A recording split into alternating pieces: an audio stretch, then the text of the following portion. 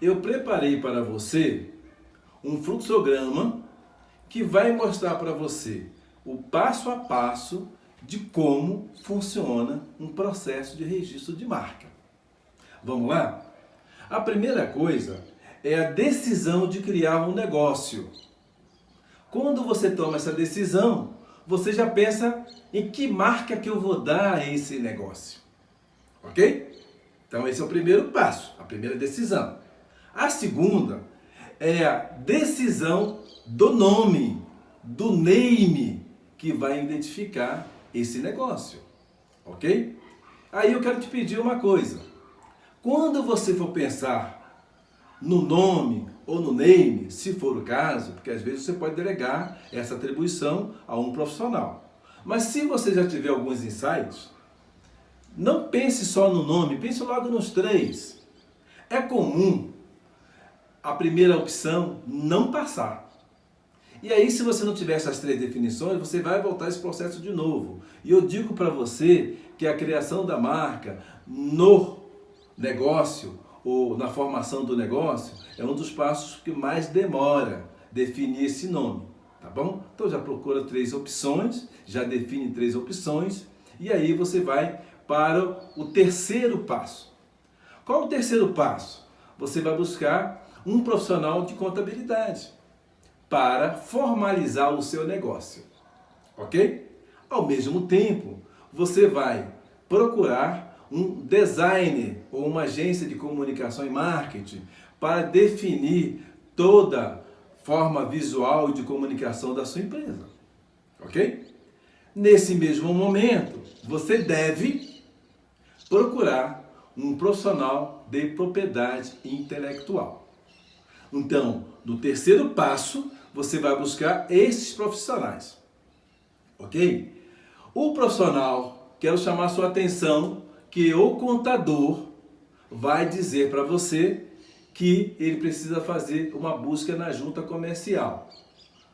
Quero dizer para você também que a busca comercial não garante ou não abrange o estudo ou a pesquisa da sua marca, ok?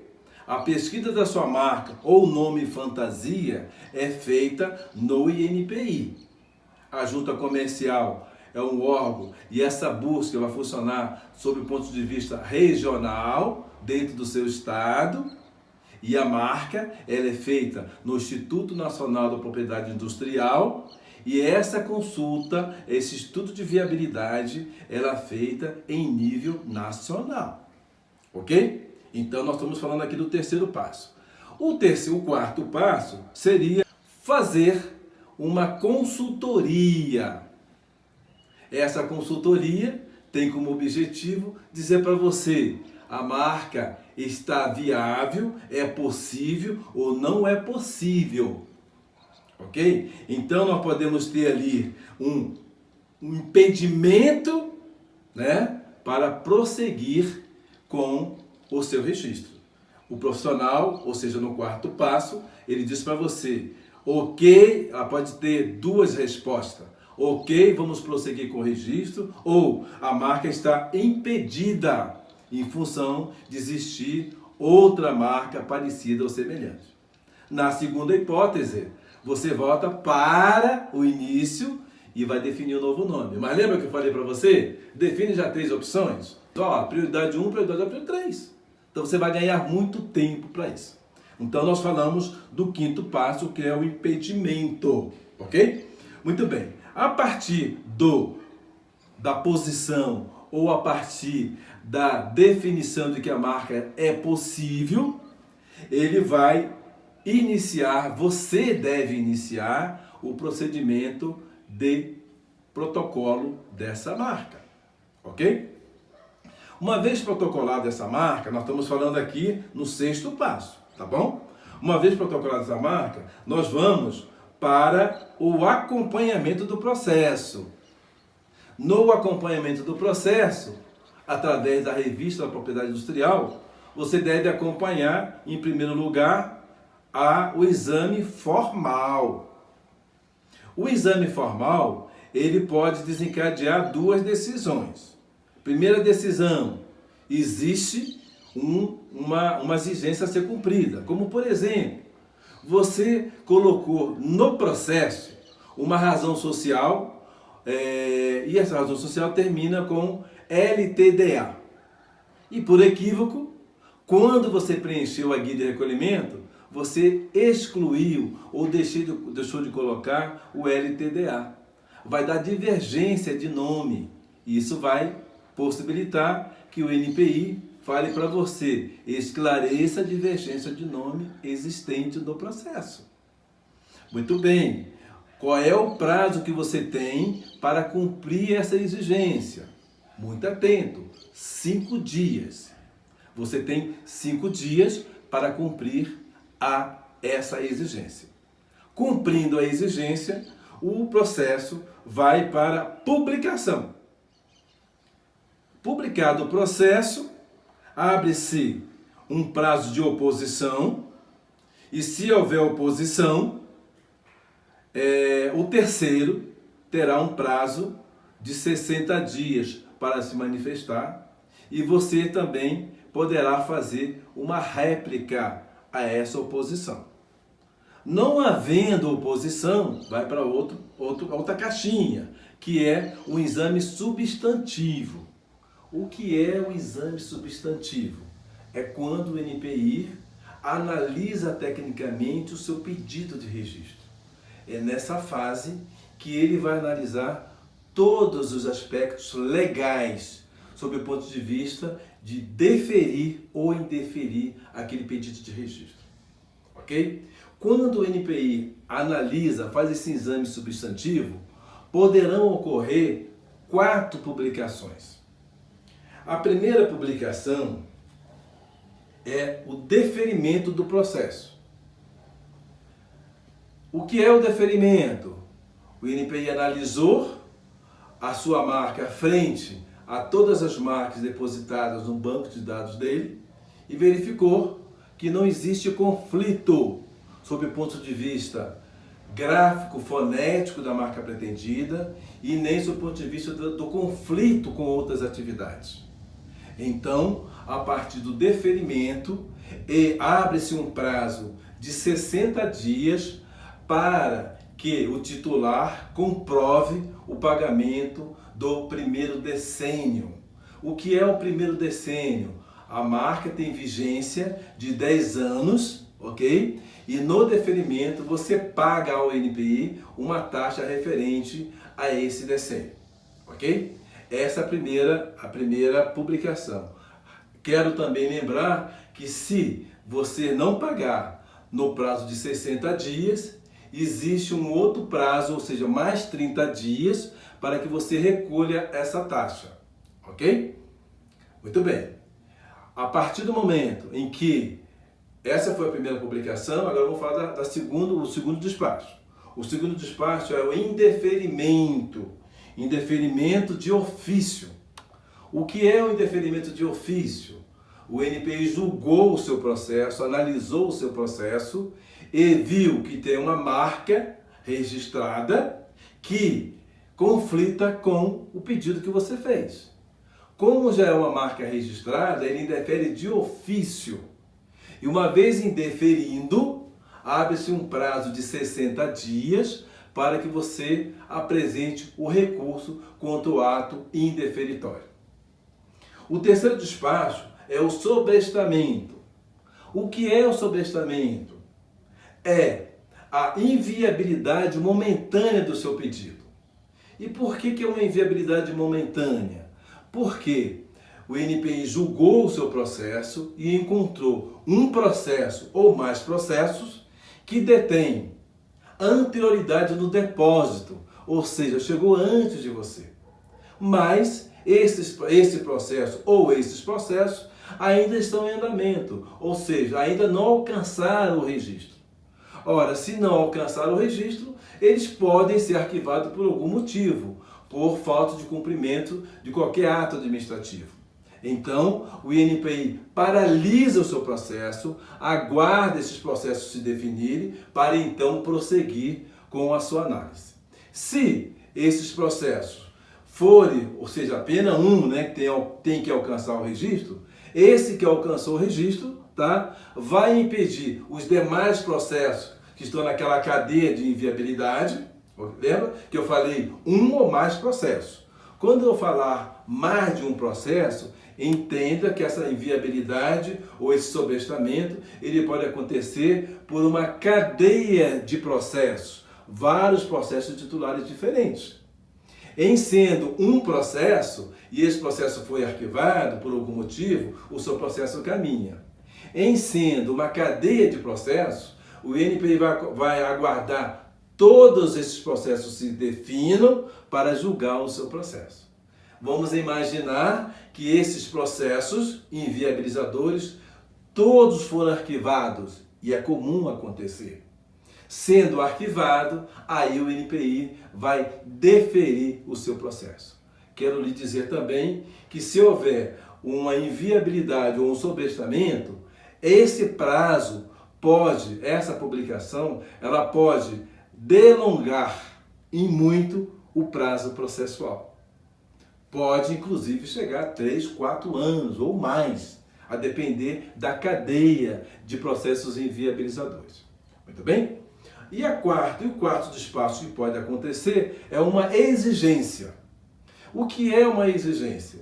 O INPI, quando fez o exame formal, ele foi lá no processo conferir tudo que você escreveu, tá bom? Ele já passou, lá na frente eu já falei, que ele já tinha passado pelo exame, pela exigência formal, né? A exigência formal é uma coisa. No exame substantivo, há uma exigência técnica. O que é essa exigência técnica? O porquê pode levar a uma exigência técnica? Imagine que você apresentou um processo através de um procurador que te representa. E junto dessa procuração, você anexou entre os documentos o contrato social, onde consta todos os dados da empresa, inclusive os representantes legais. E na procuração foi colocado um dirigente que não consta no contrato social. Quando o INPI se deparar com a procuração e ler o contrato, ele vai ver que lá no contrato não tem nome daquela pessoa. Aí ele vai publicar uma exigência para você esclarecer a divergência do nome dos diretores. Nesse caso, vai abrir um prazo de 60 dias, ou seja, toda a exigência deve ser cumprida no prazo de 60 dias, sob pena do processo ser arquivado. Uma vez deferido o processo e havendo a realização do pagamento, tá? O processo ele vai ser concedido. Então, abriu o deferimento, você recolheu a taxa referente à expedição do certificado, o INPI ele vai conceder a sua marca. Uma vez concedida a sua marca, abre-se mais um prazo para que terceiro possa contestar. Esse prazo é o que nós chamamos de PAN, Processo Administrativo de Nulidade. E esse prazo é de 180 dias. Então, uma vez concedida a sua marca, abre-se um prazo de 180 dias para que qualquer interessado apresente o PAN. Uma vez apresentado o PAN, abre-se um prazo de 60 dias para que você se manifeste a esse PAN. Fazendo a manifestação do PAN, duas decisões podem ocorrer. A primeira decisão é o INPI anular o seu registro. O que é anular o seu registro? Imaginemos que o terceiro que apresentou o PAN, imaginemos o seguinte, você tem uma empresa de comércio de artigo do vestuário, na classe 35, ok? Obteve o registro. Não sofreu oposição. Na concessão, uma outra empresa que tem uma marca igual ou parecida com a sua, para vender relógio, ele fala, opa, INPI, eu tenho a classe 9 de venda de relógio. E relógio é acessório do vestuário. Sendo acessório do vestuário, há um conflito de atividade. Então, eu estou aqui dizendo para você anular esse registro.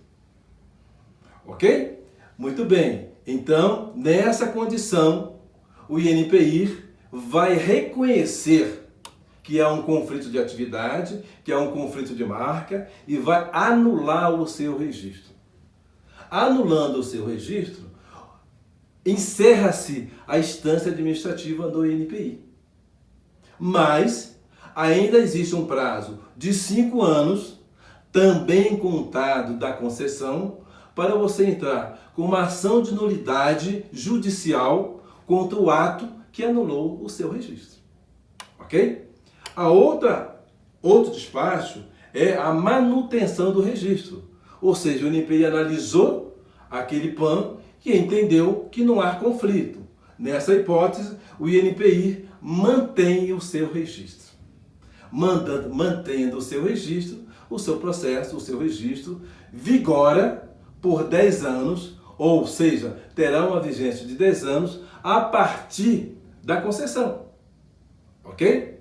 Porém, quero dizer que mesmo a partir da concessão, tá, você tem que ficar atento para 2 prazos. Aliás, para um prazo.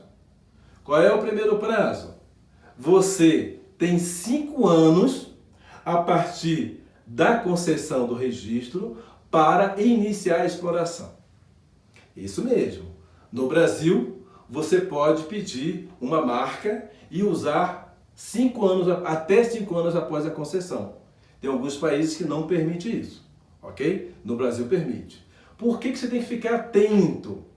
Não adianta você registrar uma marca e guardar na gaveta. Isso não existe. Você precisa registrar essa marca e usar. E para usar, você terá que fazê-lo até 5 anos a partir da concessão. Se você não fizer e existir um outro empreendedor interessado numa marca idêntica ou parecida, ele poderá ir ao INPI e requerer a caducidade do seu registro. O que é a caducidade? Esse empreendedor foi ao INPI, verificou que existe uma marca registrada, ele fez uma sindicância, né, e verificou que essa marca nunca foi usada. Aí ele vai ao INPI, faz um depósito dessa marca e junto com o depósito ele pede a caducidade. A caducidade é INPI, peça para esse titular aqui provar que está usando a marca. Quando isso acontece, abre-se um prazo de 60 dias para você provar que está usando a marca. Como é que você prova que está usando a marca? De várias formas. Pelas redes sociais, pela emissão de nota fiscal, pela emissão de compra e venda de produtos, pela contratos assinados. Existem várias formas de você provar que você está explorando aquela marca. E é importante dizer que em todos esses documentos deve estar destacado a marca que você registrou. Ok? Bom, se você assim o fizer, o INPI vai reconhecer que você está explorando a marca e não vai deferir a caducidade. Ok? Também quero alertar você que após a concessão do registro, você tem que ficar muito atento à prorrogação desse registro. E eu falei há pouco que uma marca tem vigência de 10 anos, contados da concessão. Ok? Muito bem. Significa dizer que você tem que ficar atento que no último ano da vigência do seu registro, você deve prorrogá-lo, sob pena de ter a sua marca extinta. Quero também chamar a sua atenção que de quando em quando, você precisa ficar também alerta a uma outra coisa. O registro lhe dá ao titular algumas obrigações, direitos e obrigações. O direito é a exclusividade. A obrigação é você explorar aquela marca da forma que você requereu. Estou querendo dizer para você o seguinte, é comum as empresas pedirem o seu registro na forma mista, ou seja, com forma distintiva, com logomarca, e ao longo do tempo, essa logomarca, essa forma distintiva vai se alterando. Toda vez que isso acontecer, você precisa ir novamente no INPI e fazer um novo pedido, um novo registro, sob pena de ter a sua marca anulada.